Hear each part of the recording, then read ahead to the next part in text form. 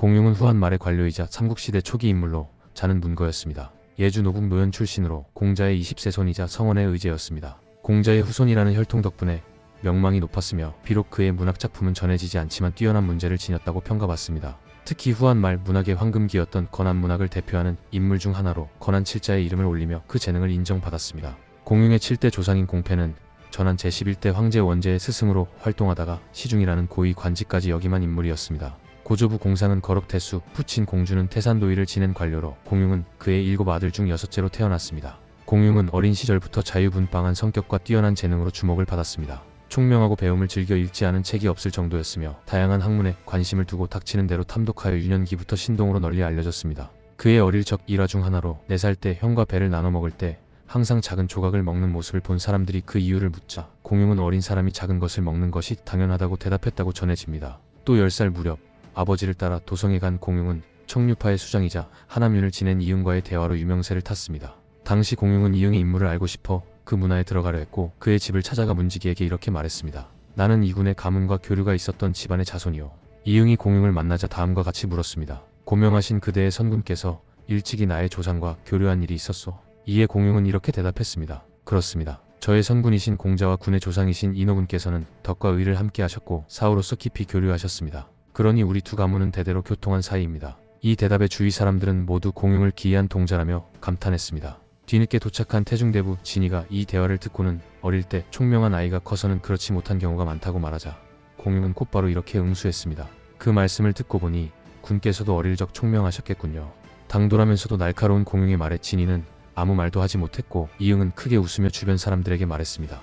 이 아이는 고명하고 장대하니 반드시 큰 인물이 될 것입니다. 공용은 13세 때 아버지를 여의고 3년상을 치렀습니다. 그는 상을 너무나도 성심껏 치러 몸이 상할 정도였으며 끝내는 다른 사람의 부축 없이는 제대로 서 있기도 어려울 만큼 건강이 악화되었다고 전해집니다. 당시는 육아의 예법이 중시되던 시대였지만 실제로 3년상은 육체적으로 매우 고된 일이었기에 후한의 사대부들조차도 관례를 간소화해 약식으로 치르는 경우가 많았습니다. 당시 사람들 사이에서는 3년상을 지내던 상주가 과로로 죽어 줄초상이 나더라도 이상하게 여기지 않는다는 말이 돌 정도로 그것은 심신을 모두 소모하는 고행에 가까운 일이었습니다.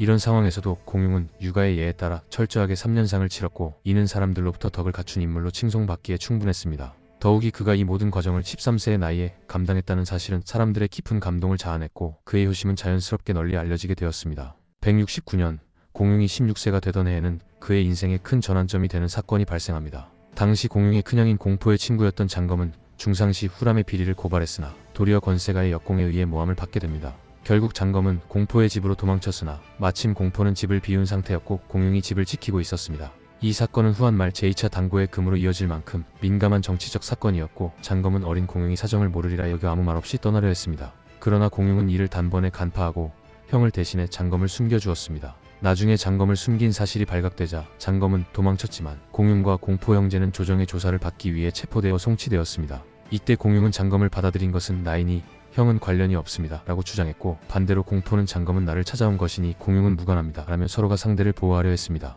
담당 관리가 누구에게 죄를 물을지를 결정하지 못하자 형제의 어머니에게 의견을 물었습니다. 이에 어머니는 집안일은 어른인 나의 책임이니 두 아들은 아무 죄가 없다고 말했습니다. 이처럼 가족 모두가 서로 책임을 지려 하는 모습은 매우 이례적인 일이었고 결국 조정에서도 쉽게 결론을 내리지 못한 채 사건을 상부에 보고하게 되었습니다. 최종적으로는 공포에게 죄를 물어 처형하라는 조서가 내려졌고 공용은 살아남게 되었습니다. 이 사건은 공용의 이름을 전국적으로 알리는 계기가 되었으며 그가 단순한 문제만이 아닌 의리와 책임을 겸비한 인물임을 각인시키는 중요한 일화로 전해지고 있습니다. 189년 공용은 북해상으로 부임하게 됩니다. 그는 전란으로 흩어진 백성들을 수습하고 군사를 모아 체계적으로 훈련시켰습니다. 동시에 청주 각지에 9년에 경문을 보내 세력을 모으고 방비를 강화했습니다. 그 결과 황건적의 수령 장교는 식량을 확보하지 못한 채 20만 대군을 이끌고 기주로 퇴각했습니다. 이 기회를 포착한 공용은 곧바로 역습에 나섰고 황건적을 격퇴하며 각지의 현들을 수복하는 데 성공했습니다. 이후 혼란 중에 흩어졌던 백성들과 관리들이 하나둘씩 돌아오자 황건적으로 오해받던 남녀 4만 명을 중심으로 다시 성읍을 재건하고 행정을 복원했습니다. 193년 황건적이 다시 침략하자 공용은 도창에 주둔하여 방어에 나섰습니다. 그러나 관해가 이끄는 병력에게 포위되자 공용은 청주 동래군 출신의 장수 태사자를 평원상 유비에게 파견해 구원을 요청했습니다. 유비는 이 말을 듣고 크게 놀라며 공북해는 천하의 유비가 있음을 세상에 다시 알린 분이다라고 말하고는 즉시 3천의 병력을 보내 공용을 도왔습니다. 유비의 구원병이 도착하자 황건군은 즉시 퇴각했습니다. 공융은 자녀 황건적을 소탕한 뒤 다시 성읍을 정비하고 학교와 상서를 세워 인재를 양성했습니다. 유학자들을 적극적으로 천거하여 학문의 기반을 닦았고 고아나 떠돌다 죽은 사족의 유골은 나무관에 담아 정중히 장례를 치렀습니다. 효행으로 명성이 있었지만 일찍 세상을 떠난 이들에겐 현에 사당을 세워 추모하도록 했으며 선행이 알려진 인물에겐 정중하게 예우하며 유가적 덕성을 장려했습니다. 이처럼 공융은 사실상 죽으라는 듯 보내진 북해에서 오히려 정치 정문화적 기반을 정비하며 큰 성과를 거두었습니다. 그러나 그 정치는 이상주의적 성향이 짙었고 현장의 현실성과는 다소 괴리감이 있었던 것으로 평가받습니다. 삼국지 왕수전에서는 공융이 지역의 호족들에게 업신여김을 받았다고 전하며 구주춘추는 그를 보다 직접적으로 비판합니다. 공융은 법치에 기반한 정치를 구현하려 했지만 실질적으로는 실행력이 부족했으며 여러 문제들을 표면적으로 나열하는 데만 능하고 정작 처리에는 소홀했다는 지적이 있었습니다. 또한 인재 등용에서도 문제가 있었습니다. 좌승조와 유이손처럼 책략에 능하고 준재로 평가받던 인물들을 명성이 높다는 이유로 요직에 두긴 했지만 실질적으로는 그들의 건의를 무시하고 큰 역할을 부여하지 않았습니다. 반면 왕자법이나 유공자처럼 말재주는 있으나 능력이 부족했던 인물들을 총애하고 중용했다는 평가가 있습니다. 군사적 측면에서도 비판은 존재합니다. 유주에서 대군이 북해를 침공했을 때 공융은 기습 공격으로 이를 대파하고 많은 포로를 얻었지만 얼마 지나지 않아 이들 포로는 배반하고 본국으로 달아났습니다. 또 황건적 잔당과 재차 싸우던 전투에서는 공융이 승리를 지나치게 확신한 나머지 술에 취한 채 직접 전투를 지휘했고 결과적으로 황건군의 좌우익 부대가 강을 건너 기습하면서 공융의 본성을 함락시키는 결과를 낳았습니다. 이후 그는 해가 지나도록 성을 되찾지 못했고 점차 상황이 악화되자 결국 북해를 버리고 서주로 몸을 피하게 되었습니다. 공융은 한때 북해를 떠났다가 다시 돌아왔으며 유비의 추대를 받아 청주자사로 임명되었습니다. 시기는 대략 서기 195년경으로 추정됩니다. 당시 조조와 원소가 각각 중원에서 패권을 다투며 세력을 넓히고 있었지만 공융은 그 어떤 세력과도 제휴하지 않았습니다. 이때 그의 측근이었던 좌승조는 공융에게 원소나 조조 중 한 사람과 손을 잡는 것이 어떻겠느냐고 조언했습니다. 당시로서는 두 인물이 군사력과 정치적 영향력을 모두 갖춘 세력이었기 때문에 좌승조의 충고는 현실적인 판단이었습니다. 그러나 공융은 이를 권세에 영합하라는 말로 받아들였고 크게 분노하여 좌승조를 처형하였습니다. 이 모습을 지켜본 또 다른 측근 유이소는 자신에게도 화가 미칠 것을 두려워해 자리를 떠났다고 합니다. 후한서의 기록은 약간 다른 뉘앙스를 전합니다. 조조와 원소가 세력을 떨치기 시작하던 시기였지만 공융은 이들이 결국 한 왕실을 무너뜨릴 것이라 보고 처음부터 그들과 함께할 생각이 없었다고 합니다. 좌승조의 조언은 그의 신념에 어긋나는 것이었고 공융은 이를 받아들이지 못했던 것입니다. 후한서의 저자 범렵은 공융에 대해 높은 뜻을 지닌 충신이었으며 한 왕실을 보좌하여 난세를 평정하고자 하는 마음이 있었다고 평가합니다. 다만 성품이 너무 울고다 시야가 좁았다는 점에서 한계를 지적하고 있습니다. 좌승조와 유이손 역시 현실 감각이 뛰어났던 인물들이었지만 공융의 이상주의적인 노선에는 회의적이었던 것으로 보입니다. 좌승조의 죽음을 계기로 공융 곁을 떠난 사람은 또 있었습니다. 바로 청주의 명장 태사자였습니다. 그는 이후 유에게로 자리를 옮겼습니다. 구주춘추의 기록에 따르면 공융은 산동 지방을 정비한 후 요동의 공손도와 결전을 벌이려 하였으며 원소나 조조와는 별개의 독립된 세력권을 구축하려 했던 것으로 보입니다. 그러나 196년 세력을 넓히던 원소의 장남 원담과 충돌하면서 그 계획은 좌절됩니다. 당시 전해를 격파하고 상승세를 타던 원담은 공융의 북해로 진격하였고 양측은 수개월 동안 교전을 벌였습니다. 그러나 전투에서 연이어 패배한 공융은 끝내 수백 명의 군사만을 거느리고 성에 틀어박혀 농성하는 처지가 되었습니다. 마지막 순간까지도 그는 필사적으로 저항하였으나 결국 성은 함락되고 말았습니다. 성이 무너지던 날 빗발치듯 화살이 쏟아졌지만 공융은 전혀 흔들리지 않고 평소처럼 책을 읽으며 태연한 자세를 유지했다고 전해집니다. 구주춘추는 이를 두고 공융이 정무를 돌보지 않고 책만 읽으며 허세를 부린 무능한 인물이라고 묘사하지만 후한서는 전혀 다른 시각을 보입니다. 후한서에서는 공융의 초연한 태도를 높게 평가하며 극한 상황에서도 허황된 치적을 남기려 하지 않았다는 점에서 진정성을 높이 삽니다. 공융은 포로가 되지는 않았지만 가족들은 원담에게 사로잡히고 말았습니다. 마침 이 시기 조조는 헌제를 옹립한 직후였고 황제를 진심으로 보좌할 충신이 절실한 상황이었습니다. 조조는 직접 조서를 내려 공융을 불렀고 공융은 이에 응하여 조조에게 몸을 의탁하게 됩니다. 그러나 이것은 공융에게 있어 비극의 시작이었습니다. 서기 196년 공융은 허도로 올라가 조정에 합류하게 됩니다. 그는 처음에는 장작대장에 천거되었고 이후에는 소부로 전임되었습니다. 장작대장으로 재직 중이던 197년에는 원소와 조조가 대장군 직위를 놓고 경쟁하였고 결국 조조가 자리를 내어놓는 사건이 벌어졌습니다. 공융은 지절을 받고 업으로 가서 원소에게 대장군 자기를 수여하는 칙사의 역할을 맡았습니다. 이 시기에도 공융은 조조에게 결코 복종하지 않았습니다. 오히려 조정을 대표하는 강경한 야당 인사로서 늘 비판적인 태도를 유지했고 조회가 열릴 때마다 정론을 내세워 의견을 주도하곤 했습니다. 그의 말은 많은 이들이 반박할 수 없을 만큼 논리적이었고 조정 내에서도 무시할 수 없는 존재로 자리매김했습니다. 당시 공융은 순욱과도 논쟁을 벌인 일이 있었습니다. 주제는 원소군의 유명 장수인 알량과 문추의 자질에 대한 것이었습니다. 순욱은 이들을 필부의 용맹에 불과하다고 평가하며 혹독하게 깎아내렸지만 공용은 이 두 장수를 용맹이 3군의 으뜸이라며 병사를 이끌 자격이 충분하다고 칭송했습니다. 후일 알량과 문추는 조조군에 의해 비교적 손쉽게 전사함으로써 순욱의 판단이 적중한 셈이 되었고 공용은 이 부분에서 결과적으로 오판을 한 셈이 되었습니다.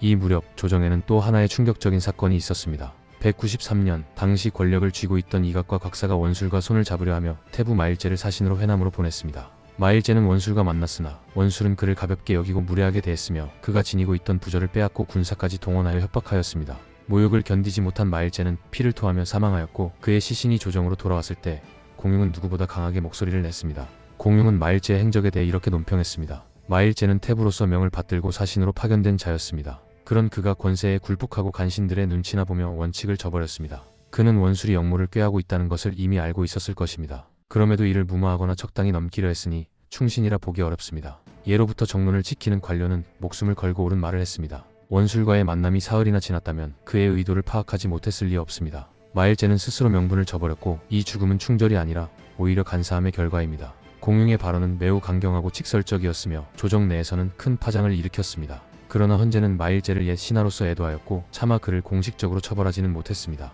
동시에 그의 장래에 특별한 예를 더하는 것도 허락하지 않았습니다. 결과적으로 공용의 소신 발언은 정책으로 이어지지는 않았지만 당시 조정 내에서 그가 얼마나 독립적이고 원칙 중심적인 입장을 견지했는지를 보여주는 대표적인 사례였습니다. 공용이 조정에 참여하고 있던 시기 조정에서는 태부 마일제의 죽음을 어떻게 처리할지를 두고 논란이 일었습니다. 원술에게 사신으로 갔던 마일제가 모욕을 당하고 귀국 후 피를 토하고 죽자 조정은 그에 대한 장래 문제뿐 아니라 정치적 책임까지도 논의하게 되었습니다. 황제의 명령에 따라 조정은 마일제를 존중하는 태도를 보였지만 일부 신하들은 그가 사신의 직무를 제대로 수행하지 못했으므로 죽은 이후라도 육형에 처해야 한다고 주장했습니다. 이때 공용은 홀로 다음과 같은 상소를 올리며 강하게 반대 의견을 제시하였습니다. 예로부터 인의가 두터우면 형벌이 그르고 오름을 분별하지 못하게 되고 관료들이 올고두면 형벌은 스스로 명확해진다고 했습니다. 정사가 지나침도 부족함도 없는데도 백성들이 죄를 짓는다면 그것은 어디까지나 본인의 책임입니다. 그러나 시대가 혼란하면 교화의 기능이 무너지고 정사가 어지러우면 오히려 법이 사람을 해치는 결과를 낳습니다. 그래서 상층이 도를 잃으면 하층은 흩어진다고 말합니다.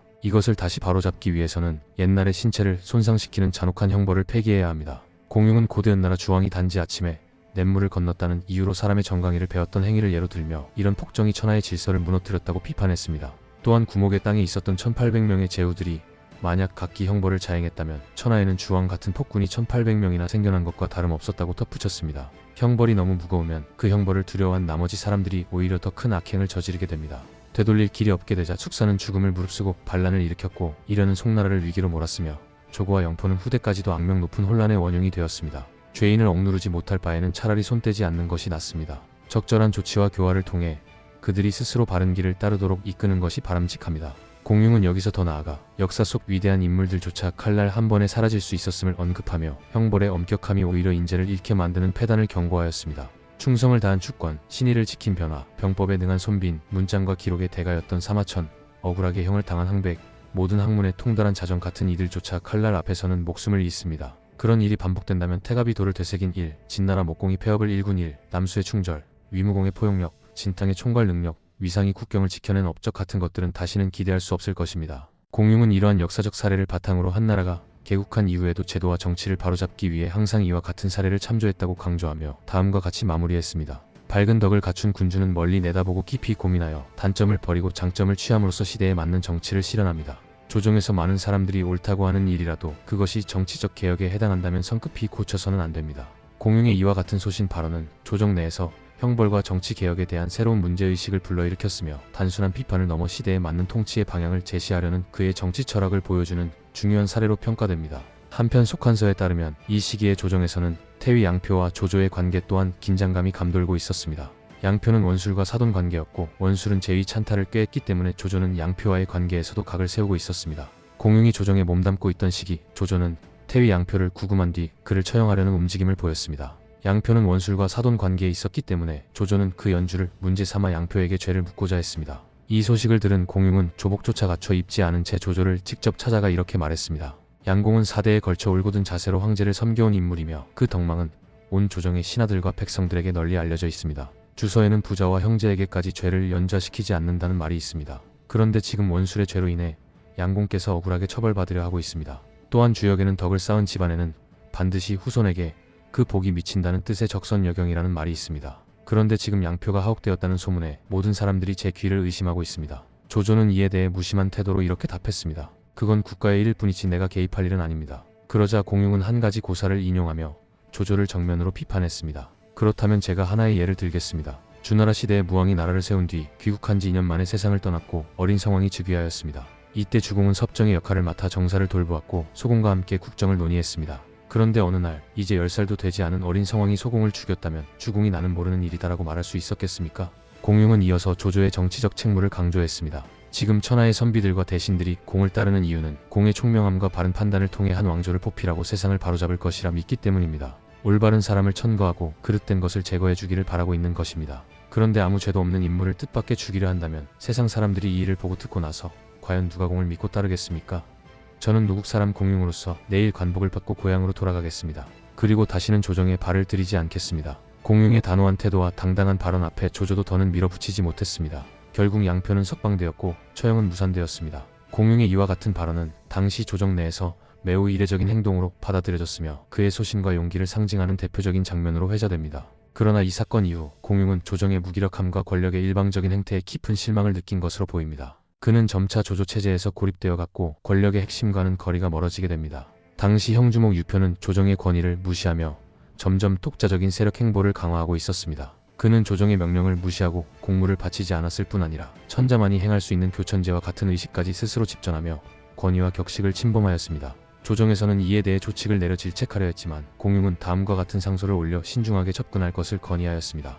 전에 듣기로는 형주목 유표가 감히 천지의 제사를 지내고 사직의 제를 올리려 한다고 합니다. 비록 그의 행위가 방자하고 악행이라 할 수 있을지라도 나라의 안정을 위해 당장은 처벌을 보류하는 것이 좋다고 생각합니다. 폐하께서는 만승의 지위에 계시며 천하의 지존으로서 성스러움 그 자체이십니다. 국가는 곧 하늘의 제사 드리는 신기이니 천자의 권위는 하늘과 같으며 벼슬이나 녹봉의 차원이 아닌 절대적인 위치에 서 계신 분입니다. 하늘을 오를 수 없고 해와 달을 뛰어넘을 수 없듯이 감히 범접할 수 없는 자리가 바로 황제의 자리입니다. 그러나 신하들 가운데 때때로 사악한 기운이 싹트기도 하며 그런 징후가 보일 때마다 매번 구름을 그려 가려낼 수는 없는 법입니다. 어리석은 신은 생각합니다. 아무리 큰 죄를 지은 자가 있더라도 때로는 참고 기다리는 지혜가 필요합니다. 가희가 말했듯 쥐를 잡고 싶어도 장독이 아까워 때리지 못하는 상황과 같습니다. 옛날 제나라가 초나라를 공격하며 제기를 바치지 않았다고 책망한 바 있으며 진나라조차 왕의 군대가 패전한 사실을 역사에 남기지 않았습니다. 이는 국익과 위신을 우선시했기 때문입니다. 앞서 원술의 죄를 천명한 바 있습니다. 만약 이번에도 유표의 죄를 드러내 공개적으로 비난한다면 이는 전름발이에게 가파른 언덕을 올라가라 재촉하는 것과 다르지 않습니다. 유표는 이미 조정의 칙서를 따르지 않고 공무를 끊었으며 악한 자들을 모아 반역을 도모하려 하고 있습니다. 그가 종묘에 제기인 솥을 가져다 놓는다고 해서 진정한 가치를 가질 수 있겠습니까? 결국 그 결말은 뽕나무 잎이 다 떨어지고 기와가 부서지는 것처럼 초라할 것입니다. 신은 감히 아뢰오니 유표의 행위를 지금은 모른 척하고 국방에 더욱 집중하는 것이 현명한 방책이라 생각합니다. 공용의 상소는 유표의 무례한 행태를 명확히 비판하면서도 당장의 정치적 갈등을 피하고 국정을 우선시해야 한다는 현실적인 판단을 담고 있었습니다. 실제로 유표는 황족이자 청류파 유학자 출신으로 그 위세는 조정에서도 결코 무시할 수 없었습니다. 결국 조정은 유표의 영향력을 고려하여 그 격을 삼공과 동등하게 대우하였으며 독자적인 부를 개설하고 관리를 천거하고 임명할 수 있는 권한까지 부여하였습니다. 여기에 더해 교주, 양주, 익주의 감찰권까지 넘겨줄 정도로 사실상 독립적인 군벌로 인정받게 됩니다.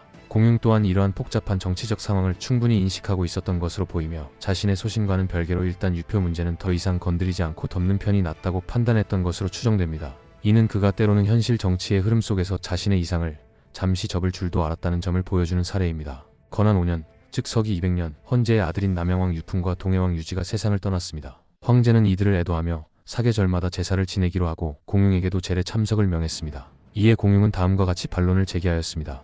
폐하의 은덕이 두터우시어 사철이 지날 때마다 왕자들의 죽음을 떠올리시고 애도하시는 마음은 참으로 감동스럽습니다. 하지만 예제는 법도에 따라 시행되어야 하며 감정만으로 바꿀 수 없는 것입니다. 신이 살펴보건대 과거에도 양해왕, 임강민왕, 제해왕, 임해회왕과 같이 후사를 남기지 못하고 요절한 왕들이 있었지만 그들을 위해 제례를 정기적으로 지냈다는 기록은 전해지지 않습니다. 황제께서 슬픔에 시호를 더한 것은 이해되나 후속 제례까지 이어진 전례는 없습니다. 더구나 겨우 한 살을 넘긴 이들에게 성인 군왕과 같은 예우를 갖추는 것은 예제와 부합하지 않으며 선제들이 남긴 법도와도 어긋납니다. 공용은 법도와 선례에 따라 황제의 지나친 감정적 예우를 완곡하게 지적한 것이었으며 이를 바탕으로 황제에게 충언을 올리는 고전적인 방식의 간언이었습니다. 하지만 그 이후 조조의 아들 조비가 원소의 아들이자 경쟁자인 원희의 아내 견씨를 강제로 아내로 삼은 사건은 공용의 인내심에 불을 지폈습니다. 이에 공용은 조조에게 편지를 보내 무왕은 주왕을 정벌한 후 달기를 추공에게 주었습니다 라고 말했습니다. 이는 겉보기엔 경전을 인용한 듯 보였으나 사실은 조조를 비꼬는 조롱이었습니다. 조조는 처음에는 이 말이 자신을 정당화하는 인용이라 착각하였지만 아무리 경전을 찾아봐도 그런 고사가 없는 것을 깨닫고 공용에게 직접 물었습니다.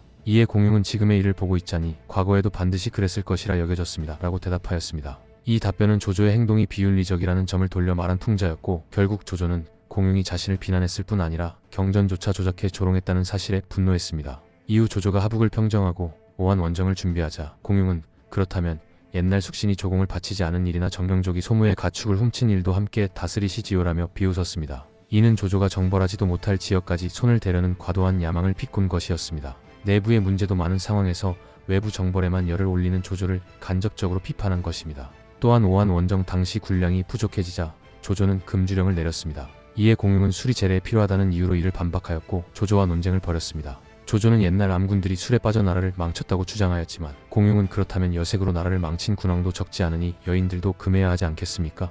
라고 받아쳤습니다. 공용의 반론은 조조의 논리를 반박하면서도 풍자와 위트를 담은 강한 비판이었습니다. 물론 그가 금주령에 반대한 데에는 본인이 술을 즐기는 성향도 일부 작용했던 것으로 보입니다. 이 일화는 세설신화에도 등장하며 당시 백성들 사이에서 공용의 인기가 높아졌고 이 사건이 조조가 공용을 숙청하게 된 계기 중 하나였다는 해석도 전해집니다. 중국 근대 문학가 루시는 이 사건에 대해 다음과 같이 평가했습니다. 당시 금주령을 내린 조조는 나라를 실질적으로 다스리는 경세가였고 그 입장에서 내릴 수밖에 없는 결정이었습니다. 반면 공용은 야당의 방관자에 가까운 위치에 있었기에 책임지지 않고 멋대로 말할 수 있었던 것입니다. 공용은 점차 조조가 간웅으로서의 본색을 드러낸다고 판단하였습니다. 하지만 그를 직접적으로 막을 수 있는 힘이 자신에게는 없다는 것을 자각한 뒤 대신 풍자와 비꼼을 통해 조조를 끊임없이 비판하였습니다. 이로 인해 두 사람의 사이는 점점 멀어졌고 조조 역시 공용을 내심 경계하게 됩니다. 공용은 과거의 수도를 중심으로 사방 천리 내에는 제후를 봉하지 않는 고대의 왕기 제도를 언급하며 조조의 권력 확장을 우려하는 발언을 했고 조조는 이를 자신에 대한 견제와 반대의 표현으로 받아들였습니다. 조조는 겉으로는 공용을 관대하게 대하는 척했지만 내심으로는 그가 자신의 대업에 방해가 된다고 여겼고 정론을 펼치려는 공용의 존재 자체를 불편하게 여기고 있었습니다. 서기 208년 8월 조조는 공용과 사이가 좋지 않던 관리 칠려를 어사대부에 임명했습니다. 칠려는 조조에게 충성심을 드러내기 위해 공용의 죄를 날조해 고발하였고 이를 빌미로 공용은 파직당했습니다.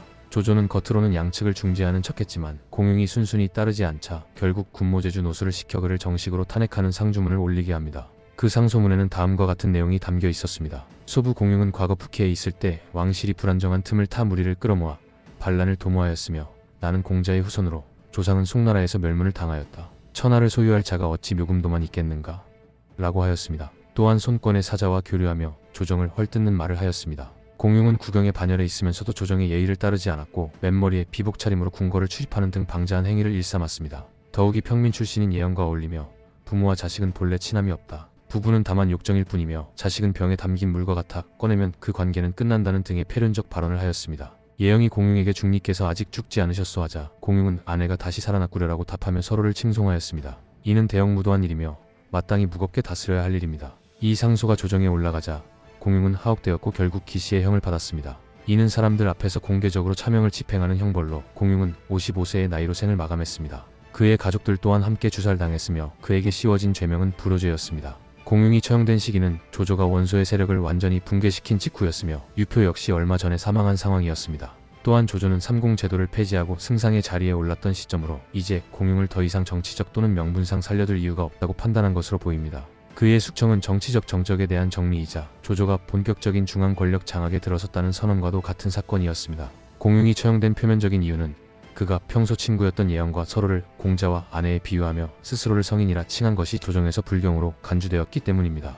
또한 기근이 극심했던 시기에 공용은 아버지가 불초하다면 그를 살리기보다 다른 사람을 살리는 것이 낫다는 발언을 하여 유교의 핵심 덕목인 효에 반하는 언행을 했다는 이유로 패륜죄까지 더해졌습니다. 결과적으로 조조는 이러한 명분을 내세워 공용을 숙청하였습니다. 공용의 발언은 표면적으로는 효를 부정한 것으로 비춰졌지만 본질적으로는 당시 사회에 만연해 있던 위선적인 유교 미덕의 형식주의를 비판한 것이었습니다. 실제로 후한 말기에는 청렴이나 효행 같은 유교적 가치가 명분만 남은 채 출세의 도구로 악용되는 풍조가 널리 퍼져 있었습니다. 일부 사대부들은 자학에 가까운 고행을 하며 효자를 자처하고 외형적 예식에 치중해 진정성을 잃은 채 명성을 쌓고자 했습니다. 이는 조조 진영이라고 크게 다르지 않았고 이러한 기풍은 위진 시대까지도 이어졌습니다. 공융은 그와 같은 사회 풍조를 정면으로 비판하며 효라는 개념을 타산적으로 해석했습니다. 자신이 어릴 적 아버지를 잃고 3년상을 치른 뒤 효자라고 칭송받았던 점을 떠올리면 이는 매우 아이러니한 행보였습니다. 그러나 이는 공융이 현실과 이상, 형식과 본질 사이에서 던진 철학적 반론이기도 했습니다. 조조는 한나라의 통치 이념으로 유교적 충과효를 앞세웠기에 공융의 사상은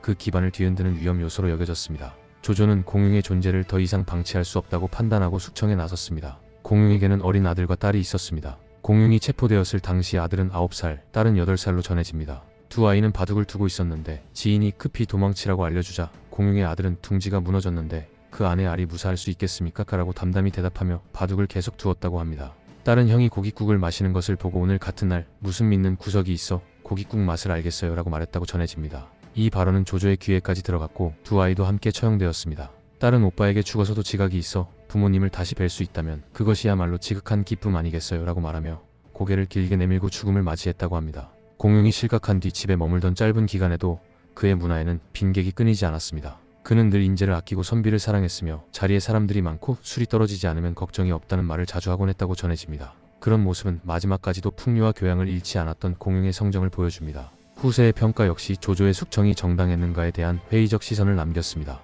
손권이 연애 자리에서 우번을 술에 취한 척했다고 죽이려 하자 유기가 조조가 직언한 공융을 죽였다고 해서 폐하도 그래야 하겠습니까? 라며 이를 제지했고 손권은 내가 취해 누구를 죽이라고 하면 절대 따르지 말라고 말했습니다. 이 일화는 조조의 공융 숙청이 당대 다른 권력자들로부터도 부정적으로 인식되었음을 보여줍니다. 공융은 한 시대를 대표한 유학자이자 지식인이었으며 끝까지 신념을 지키고자 했던 이상주의자였습니다. 그의 죽음은 한 개인의 비극을 넘어서 위선과 권위가 지배하던 시대 속에서 신념을 지키려 했던 이의 고독한 최후로 기억됩니다. 공융이 남긴 저서로는 공부계집과 천혜영표 등이 있으며 그의 사상은 후대에 이르기까지 많은 울림을 남겼습니다. 삼국지연의에서는 공융이 정사와는 다르게 18로 제후 중 한 사람으로 등장합니다. 그는 황건적 관에게 북해를 공격당하지만 태사자와 유비 삼형제의 도움으로 위기를 벗어납니다.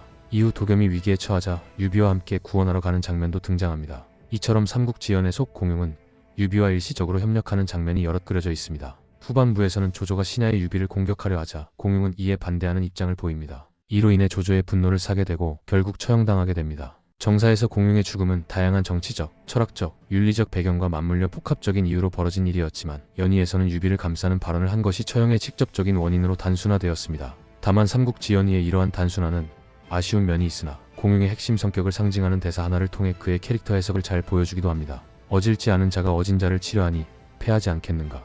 라는 그의 발언은 유비를 공격하려는 조조의 계획을 비꼰 것으로 나관중이 공융을 도덕적 기준이 뚜렷한 지식인으로 해석했음을 보여줍니다. 이 말은 정사의 공융 어록에도 나올 법한 문장으로 평가되며 그의 인격을 잘 드러냅니다. 연의에서는 공융의 성격과 정치 철학을 어느 정도 반영하고 있습니다. 대표적인 장면으로는 조조가 양표를 문초하려 할 때 공융이 이를 만류하며 그를 낙향시키는 것이 좋겠다고 조언하는 장면이 있습니다. 또한 유비에게 사로잡힌 뒤 설득당해 돌아온 유대와 왕충을 조조가 처형하려 하자 공융은 이들을 용서해야 한다고 말립니다. 장수의 투항을 받아들이는 것이 좋다는 건의도 하는 등 인재를 아끼는 태도와 인사 판단에서의 명철함이 드러납니다. 만약 삼국지 시뮬레이션 게임에서 공융을 인사 담당 관료로 묘사한다면 매우 적절한 해석이라 할 수 있습니다. 또한 공융은 예영을 조조에게 추천하기도 합니다. 그러나 예영은 조조 앞에서 지나친 발언을 하여 조조의 분노를 사게 되고 죽을 위기에 처하게 됩니다. 그때 공융은 예영을 구명하려 했으며 조조를 말립니다. 이 일화는 정사와 유사한 흐름으로 공융의 의리와 강직함을 잘 보여줍니다.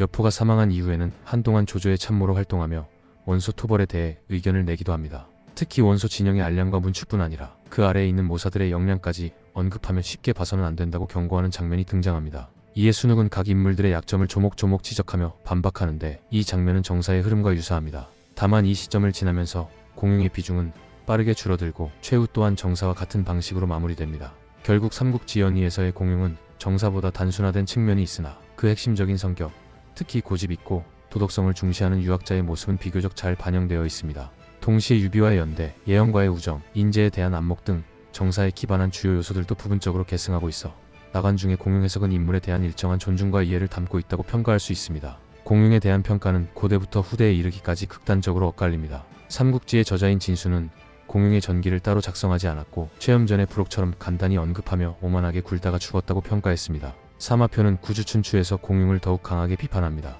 특히 청주에서의 통치 행적에 대해 조목조목 따지며 말만 앞섰을 뿐 실제로 이룬 것은 없었다고 지적했습니다. 사마표는 공융을 재주가 얕으면서 이상만 가득한 인물로 묘사하였습니다. 흥미로운 점은 적국이었던 촉한조차 공용을 조조에 저항한 순교자로 포장해 이용하지 않았다는 것입니다. 오히려 제갈량은 내민이라는 관리를 파직하면서 공용보다 더한 혼란을 불러올 인물이라고 지적했습니다. 공용을 가장 잘 알았던 사람 중 한 명이 유비였고, 유비는 평원과 서주에서 활동하던 시절 공용과 친분이 있었습니다. 제갈량 역시 이를 몰랐을 리 없었기에 오히려 촉한 내부에서도 공용의 정치적 성향은 문제점으로 인식되었던 셈입니다. 그러나 반대로 후한서를 지은 범엽은 공용을 순욱, 정태와 함께 후한의 마지막 충신으로 평가하며 같은 열전에 묶었습니다. 범엽은 공용이 남의 선행을 들으면 자신의 일처럼 기뻐했고, 좋은 의견은 반드시 보완해 완성시키며 상대의 단점을 직설적으로 지적하되 뒤에서는 장점을 칭찬하는 인물이었다고 묘사합니다. 또한 현명한 선비를 발탁하는 데 주저하지 않았으며 추천하지 않으면 그것을 자신의 실책으로 여겼다고 평가했습니다. 그는 공용의 높은 이상과 외고의 태도가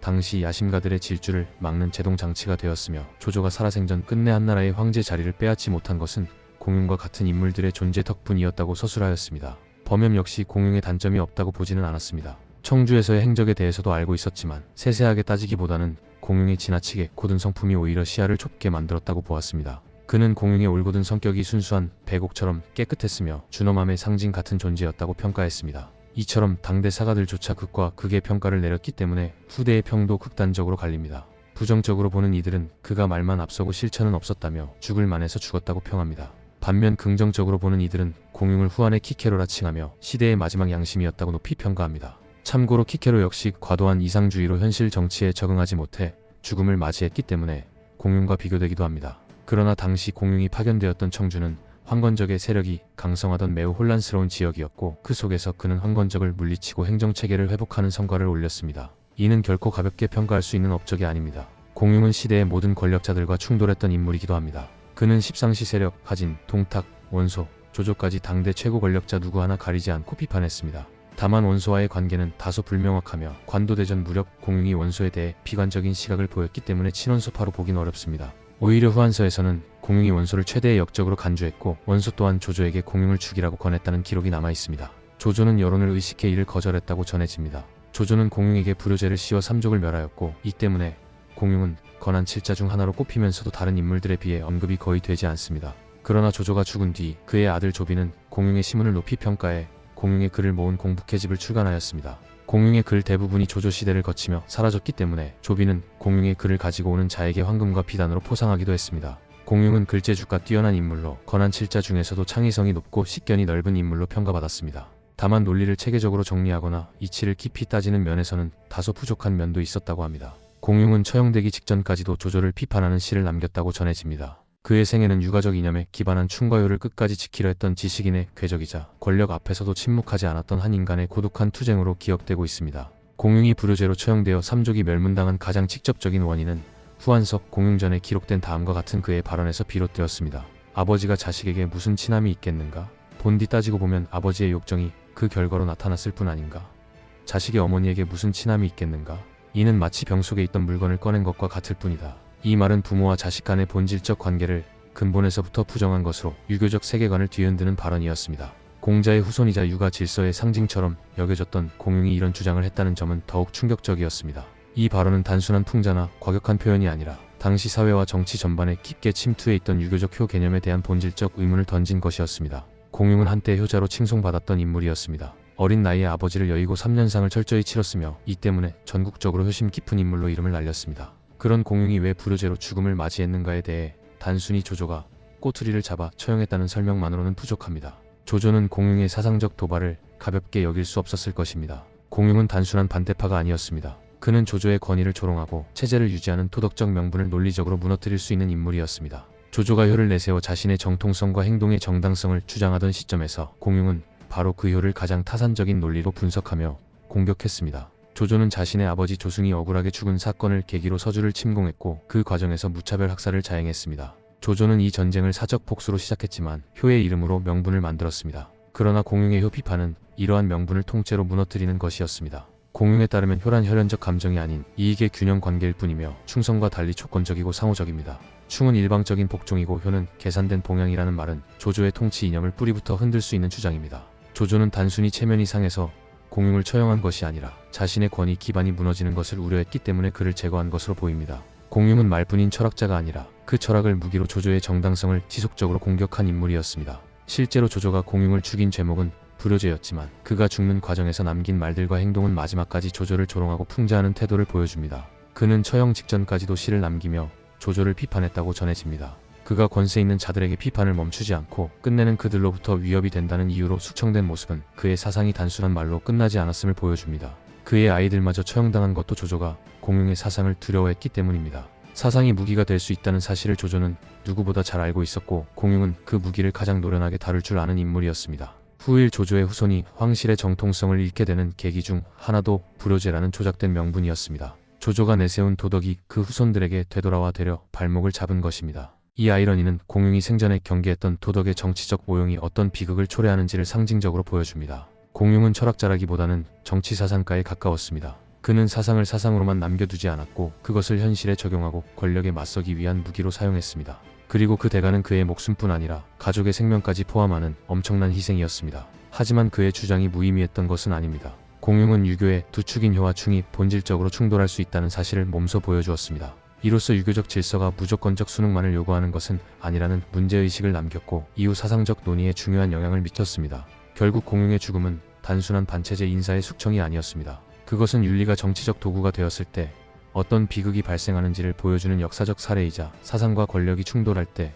어떤 결말을 맞게 되는지를 여실히 드러내는 사건이었습니다. 공용은 조조의 시대에 저항한 한 인물이었지만 동시에 유교 내부의 모순에 대해 끝까지 질문을 던진 사상가이기도 했습니다. 공용은 시대의 모순을 정면으로 지적한 유교 지식인이었지만 권력자 조조에게 끝내 용납되지 못했습니다. 그의 죽음은 사상과 권력이 충돌할 때 어떤 비극이 발생하는지를 보여주는 대표적 사례입니다. 입은 살아있었지만 그 말이 너무 날카로웠기에 결국 그는 목숨을 잃었습니다. 영상을 시청해주셔서 감사합니다. 구독과 좋아요 부탁드립니다.